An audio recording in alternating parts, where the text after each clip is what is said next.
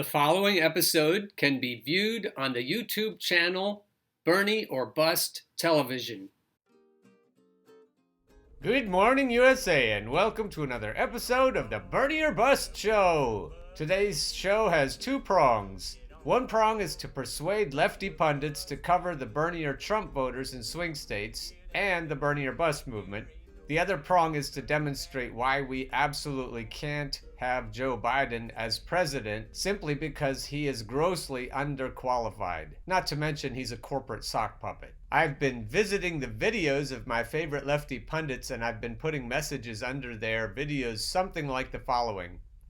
Kyle Kulinski, how can you say you're serious about winning if you're not willing to deploy Bernie or Bust? One of Kyle's followers came back with, because basic math says if 9 people, Bernie or Bust, and 10 vote Biden, Biden still wins. That was brilliant logic there. Support the nominee or bend the knee. I'm happy either way, but seeing your name looks like we will just have to have your head on a platter in November. Although it's not quite clear where this person is coming from, I'm assuming they're a vote blue no matter who person. My response was, the heads on platters need to be those of professional sheepdogs who will say they support Bernie and then co-opt that energy for the DNC-anointed Biden, not to mention other corporate Dems down ballot. Those who demonstrate the ungodly privilege of vote blue no matter who should have their heads on a platter. I will remind you in November, the comfortable Dems watching MSDNC who could vote Biden, who also knew about Bernie or Trump swing voters but chose to cover their eyes and ears, don't deserve their comfortable suburban lifestyles.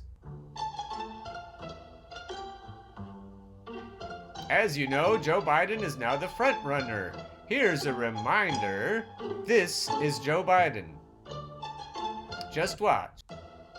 The video speaks for itself. Yes, come on, man. Come on. Joe Biden, I'm running for, in this case, running for President of the United States. Look me over. If you like what you see, help out. If not, vote for the other person. All right, Chuck. Thank you very much. All right.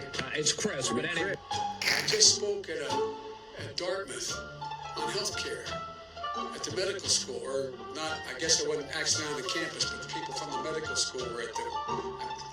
I want to be clear. Wait, you're getting nervous, man. Tomorrow's Superstar. Minnesota! Or where the hell I spoke. I got hairy legs. Let's do push-ups together, man. Let's run. Let's do whatever you want to do. Let's take time. Country wasn't built by Wall Street bankers, CEOs, and hedge fund men. My name's Joe Biden. I'm a Democratic candidate for the United States Senate, and I've loved kids jumping on my lap.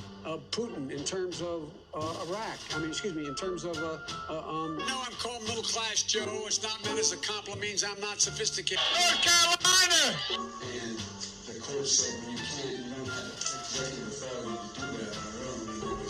And we did that in 1976. And it was struck. 2000. Back in 2014. And they struck it down. And the kids used to come up and reach in the pool and rub my leg down so it was straight and then watch the hair come back up again. They look at this primary from a campaign that's about negative attacks and the one about what we're for, because we cannot get reelected. We cannot win this reelection. We can only reelect Donald Trump. Alabama! Democrat, a proud Democrat.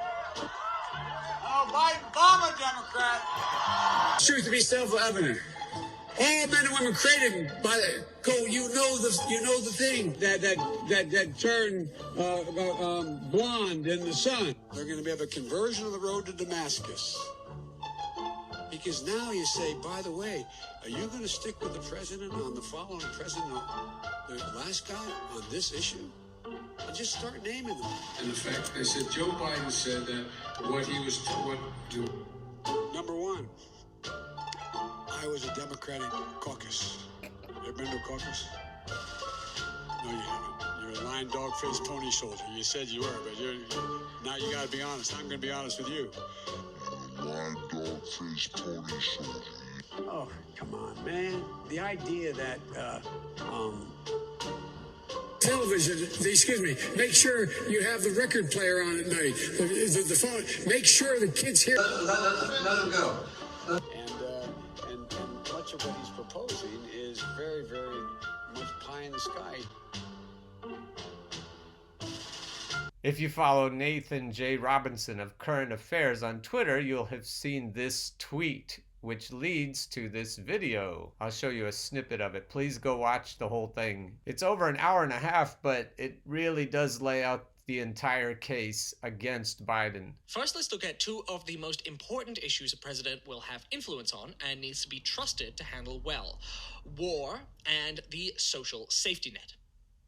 Okay, let's start with Social Security. Biden has reacted angrily to Bernie Sanders' suggestion that Biden tried to cut Social Security, accusing Sanders of engaging in, quote, dishonest smears. I've been fighting to protect and expand Social Security my whole career. Any suggestion otherwise is just flat out wrong, Biden said. But Biden is lying when he says he never tried to cut Social Security benefits for the elderly. You can even watch him brag about it.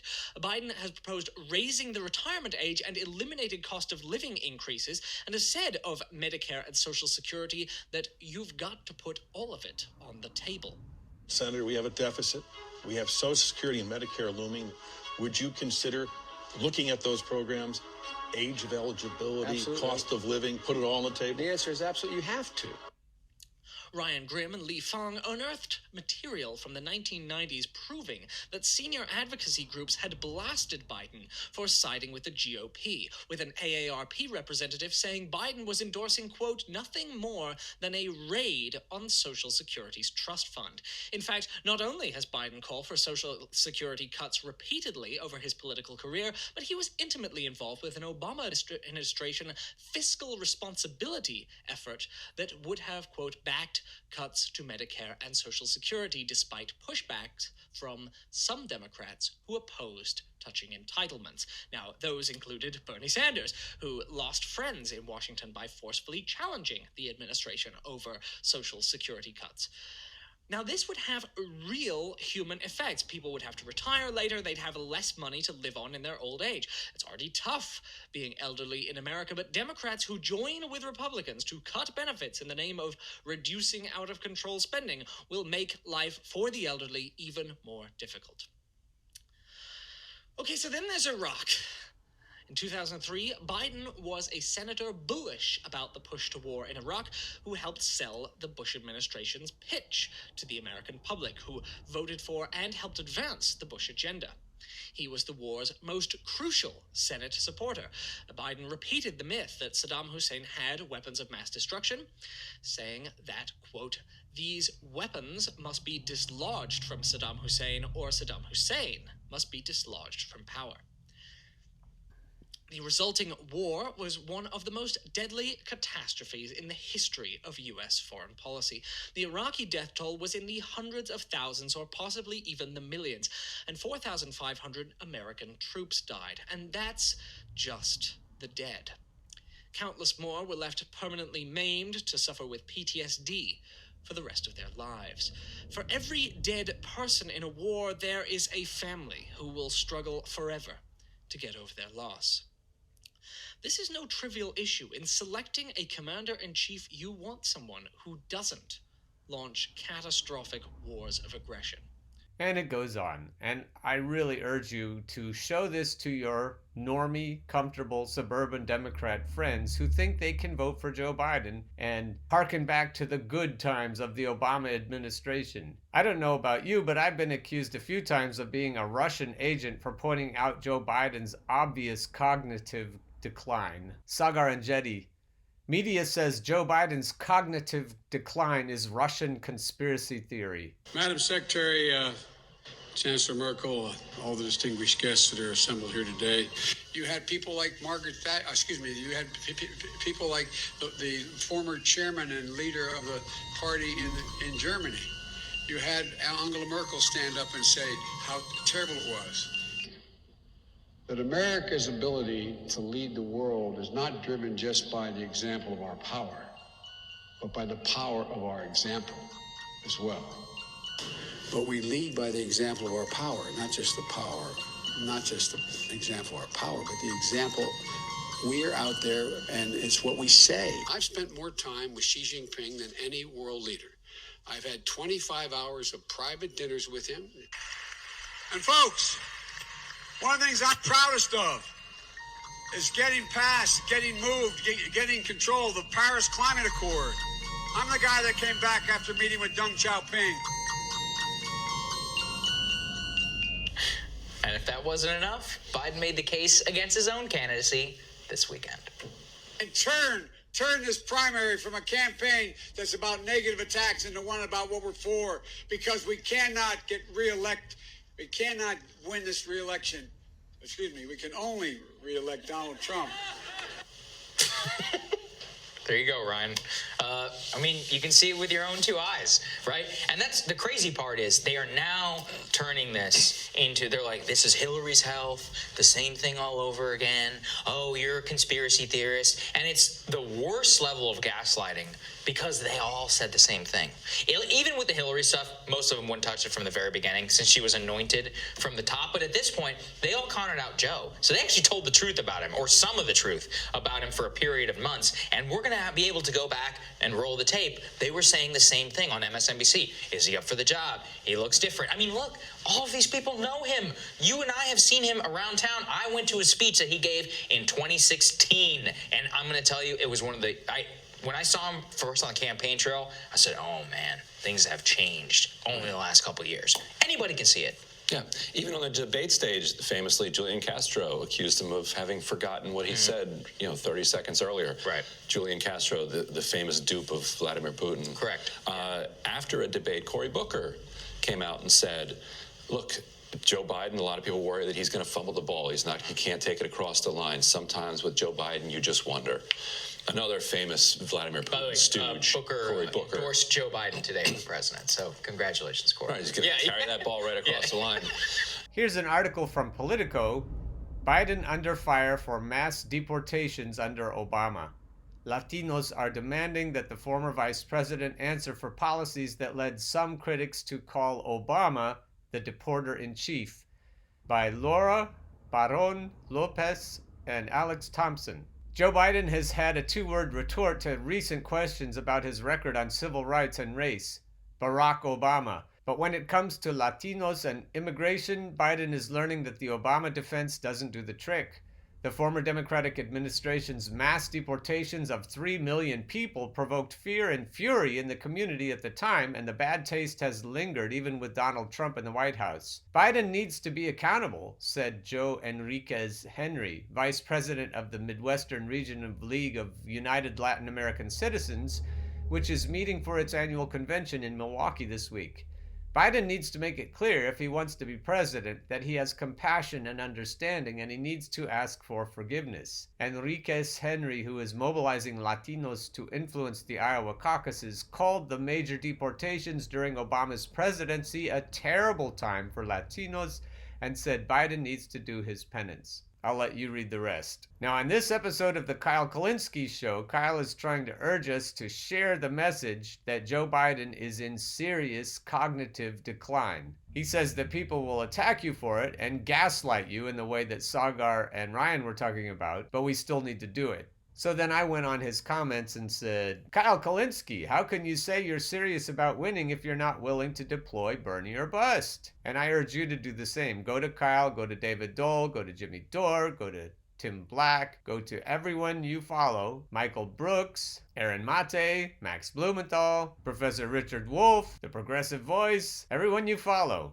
And say, why are you not talking about the Bernie or bust movement? Why are you not talking about Bernie or Trump voters in swing states who gave it to Trump last time and took it away from Hillary last time? Why do you not think this is newsworthy? It's clear that Twitter and Facebook don't like people to talk about the Bernie or bust movement. It's clear that corporate media don't like us to talk about the Bernie or bust movement or to talk about Bernie or Trump voters in swing states. That means we should be doing it, guys. Bernie brothers and sisters, that means we should be doing it. In yesterday's show, I showed you a meme that you can share. It says, I just pledged to vote Bernie or bust. I'll remind you that you can take the Bernie or bust pledge at bernieorbust2020.us. I hope you'll do that quickly. I hope you'll share that around. I hope you'll share the episodes of the Bernie or Bust show I hope you'll share anybody who's talking about Bernie or bust, and that you'll talk about it in your social circles. What we've seen in this election cycle is that primary voters are older, more affluent, and better educated than voters who typically vote in the general elections. We need to educate these voters who mostly get their news from corporate news media and let them know that Bernie or bust is a thing. Bernie or Trump swing voters are a thing. We need to talk about this relentlessly. We've seen that these comfortable Democrats who vote in primaries are fickle. The wine track candidates, they shift from Biden to Buttigieg to Warren to Klobuchar and then back again, and they're looking to land anywhere other than Bernie Sanders.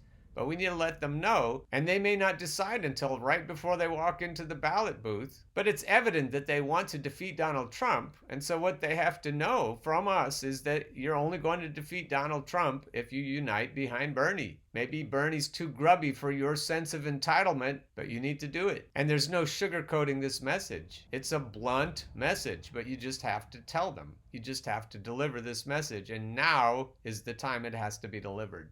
Yes, it might make us uncomfortable to do it, but comfort is what we need to give up in these times. I'll close with this so that you understand why comfortable is not okay. This is from Mark Raymond.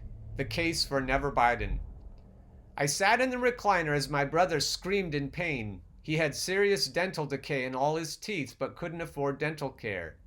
Tea tree oil, Listerine swishes, copious amounts of Advil and Oragel had run its course and nothing was working. This went on for weeks. I actively reached out to my local government officials, area churches, dental clinics, and dental associations. I received several sympathetic no's.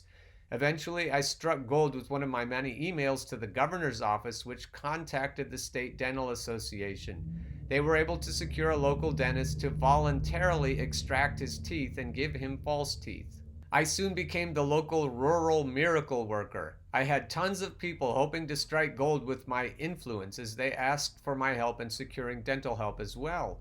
They all faced extreme disappointment when they realized that it truly was a miracle that the right person read my email. Of the many, many, many emails that I had sent, the thought that so many Americans live in excruciating dental pain, unable to pay for dental care, always seemed like such an inhumane way to live. You can always go to the ER and they won't turn you away, but there is nothing long-term that any medical facility will do for dental care. Several years passed and I was working at a local attraction. One of my friends didn't return the next year and I inquired as to why. They were facing severe eye damage. They couldn't properly see, everything a shadow around their eyes and giving off the appearance of a haze. I asked them what was going on and they told me they had diabetic retinopathy, a condition that affects the eyes of patients with uncontrolled diabetes. You see, he hadn't been taking his insulin as he should have because he couldn't afford it. Rent, utilities, transportation, the prevention of homelessness was the more immediate need.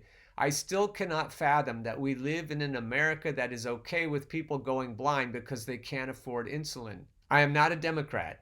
I've never voted for one in my life, but I stand beside Bernie Sanders because we need an America that doesn't turn its back on people suffering excruciating dental pain or losing their eyesight because they can't afford insulin. In 2016, I supported President Trump. I didn't vote for him. Oddly, I voted Green Party. I liked his message, though. He wanted to make America great again.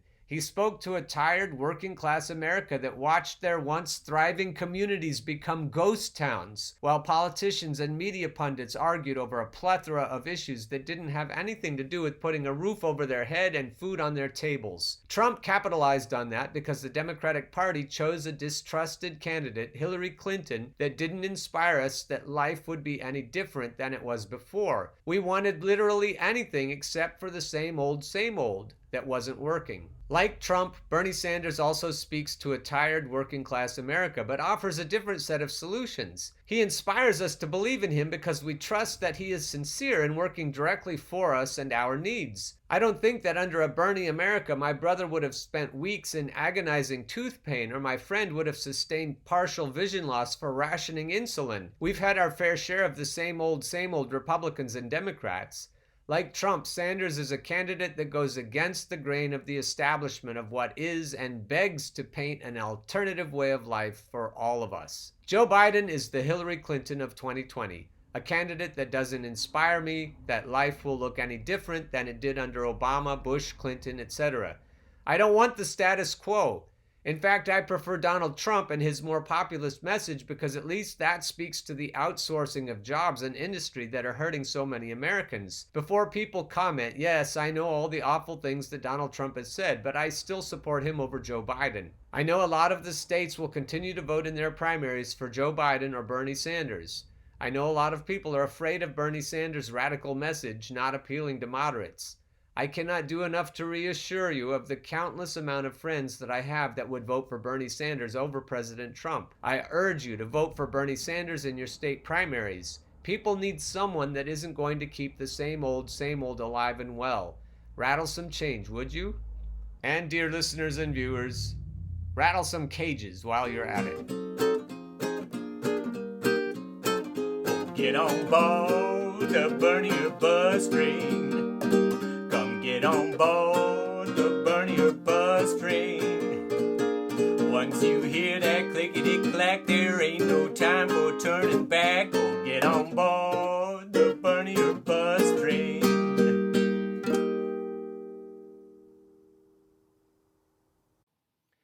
The preceding episode can be viewed on the YouTube channel Bernie or Bust Television.